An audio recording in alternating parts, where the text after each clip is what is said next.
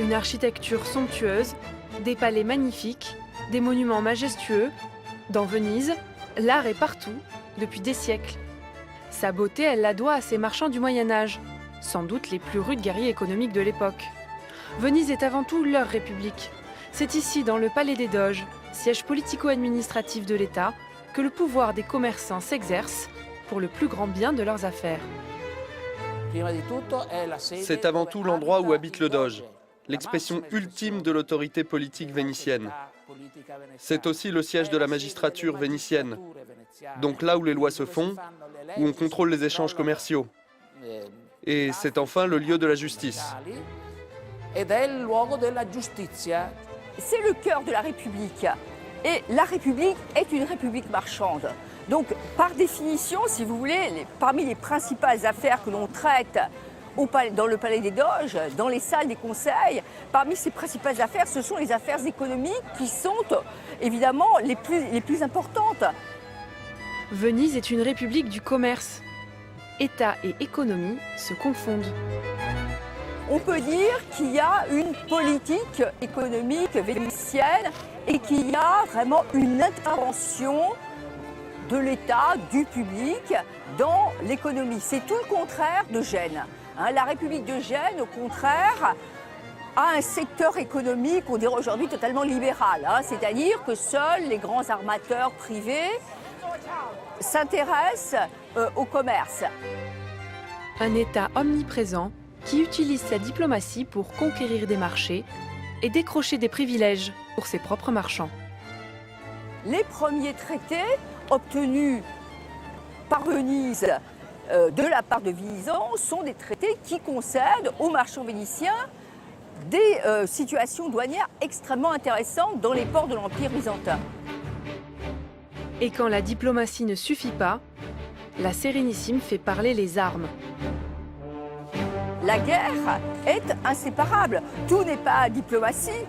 Bien entendu, la République de Venise est en même temps une république guerrière qui a mené des combats incessants contre Gênes, qui est la principale rivale économique, contre les Catalans, qui sont les autres compétiteurs économiques en Méditerranée, mais aussi contre les Grecs, contre les Normands. Enfin, je veux dire, tout au long de l'histoire, il y a bien entendu aussi des conflits, une compétition qui est une compétition pas seulement sur les marchés, qui est aussi une compétition sur les mers à coups de batailles maritimes, de batailles navales rangées, mais aussi à coups d'actes de piraterie, de raids, de pillages sur les côtes, etc.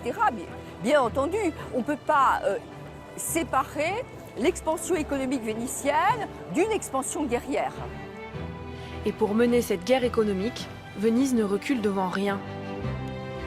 Elle sacrifie sa propre production de sel qu'elle stockait dans ses bâtiments. Pourquoi ? Pour imposer son monopole sur toute l'Europe.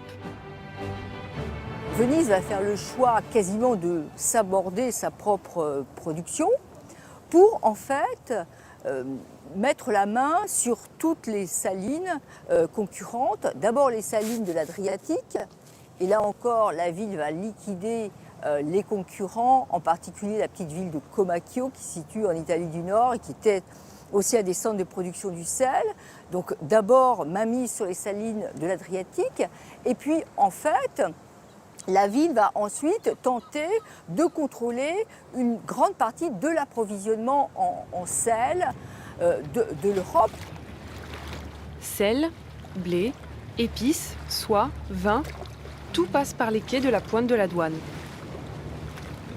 Comme pour toutes les autres républiques maritimes ou toutes les puissances commerciales du Moyen-Âge, le principal commerce porte en fait sur des marchandises pondéreuses et d'utilité quotidienne, c'est-à-dire les blés, le sel, le vin. Dans la deuxième moitié du XVe siècle, les rentrées de la République de Venise sont équivalentes aux rentrées du Royaume de France. Venise est une petite cité, mais elle abrite le plus grand coffre-fort de l'Europe. C'est l'une des capitales de la finance médiévale. Sur le pont du Rialto naît l'ancêtre de la banque. Ici, on s'échange les devises étrangères et bien sûr, la monnaie de Venise. La sovranità La souveraineté d'un État passe à travers sa monnaie. L'État est représenté sur sa propre monnaie, avec, dans le cas de Venise, Saint-Marc, ou le doge sur le ducat, ou le lion de Saint-Marc sur les monnaies de valeur inférieure. Donc c'est primordial que l'image de l'État soit transmise de main en main.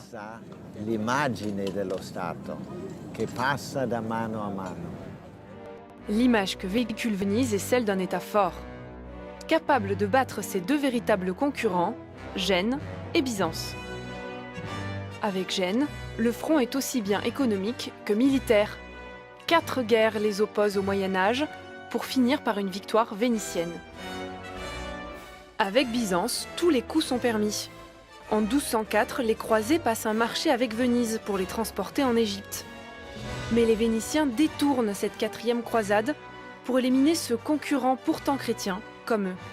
En 1204, le sac de Constantinople, capitale byzantine, donne lieu à un immense pillage, dont on retrouve les traces au cœur de Venise, comme ces célèbres chevaux qui datent de l'époque hellénistique. Autrefois, ils trônaient à l'entrée de l'hippodrome de Byzance. Aujourd'hui, ils ornent la façade de la basilique Saint-Marc. Ou encore, ces 4 statues. Donc ça a été sculpté vers 300 dans l'Empire romain. Ensuite, ça a été volé par les Vénitiens, comme d'habitude, disons à Constantinople, et l'ont transféré ici. Alors c'est du porphyre, c'est très prestigieux comme matière bien sûr. Ce qui est typique dans la façade qu'on voit ici de la basilique, c'est que tous les chapiteaux et les colonnes ont été réemployés et pillés souvent à Byzance et ramenés ici, donc à Venise. Et alors ce qui est assez flagrant, c'est que c'est complètement désuni comme façade. Il n'y a pas d'unité architecturale. C'est parce qu'ici, ils ont fait une espèce de montage de tout ce qu'ils avaient pillé ailleurs. Venise pille pour montrer au monde sa puissance militaire et commerciale. Chez elle, tout est concurrence, même la religion. Saint-Marc, il symbolise 2 choses. Il symbolise premièrement le fait que les Vénitiens ont un évangéliste bien à eux, donc Saint-Pierre à Rome, d'un côté, et Saint-Marc, donc à Venise. Et d'autre part, c'est aussi le fait qu'ils se sont libérés de l'emprise byzantine, puisque le premier saint qui fonde Venise, c'est Saint Théodore, qui est un saint byzantin, et eux ont leur saint propre, Saint-Marc, qui est vraiment proprement vénitien. C'est des concurrences en fait dans tous les champs, à la fois économiques, politiques, militaires, mais aussi religieux, bien entendu, ça compte énormément. Et l'idée, c'est d'être meilleur que les Romains et les Byzantins, qui sont un petit peu les 2 antagonistes. Meilleurs commerçants, mais aussi meilleurs soldats. Symbole de cette double prétention vénitienne, l'arsenal. On y fabriquait de nombreux navires, marchands ou militaires. En 1400, il y avait ce point d'entrée de l'arsenal. Cette porte, qui a été réalisée en 1460, donnait de la grandeur à l'entrée de l'arsenal. C'était un programme de communication, si l'on peut l'appeler ainsi. Il fallait montrer à l'extérieur cette structure importante, avec une porte monumentale. Quant à l'intérieur, ce sont d'immenses squares, des hangars où s'entassaient les navires en construction. En 1500, la production navale pouvait être très importante. Il y avait 99 chantiers navals dans lesquels, théoriquement, on pouvait en tout construire à peu près 200 navires. Dans chacun des chantiers, on pouvait y construire 2 navires au maximum. Malgré sa puissance maritime, Venise ne peut rien faire face à la découverte de Vasco de Gama. En 1498, le navigateur portugais ouvre la route des Indes par l'Atlantique et le cap de Bonne-Espérance. C'est le début du déclin pour la Sérénissime. La Méditerranée n'est plus le centre mondial des affaires. Le problème n'est pas que la Méditerranée décline au XVIe siècle, le problème est qu'au XVIe siècle, le commerce atlantique monte en volume à un point tel qu'il rend secondaire le commerce méditerranéen. Venise n'est pas de taille à lutter contre les nations de l'Ouest et du Nord de l'Europe. Sur la route des Indes, le commerce se fait dorénavant à couteau tiré.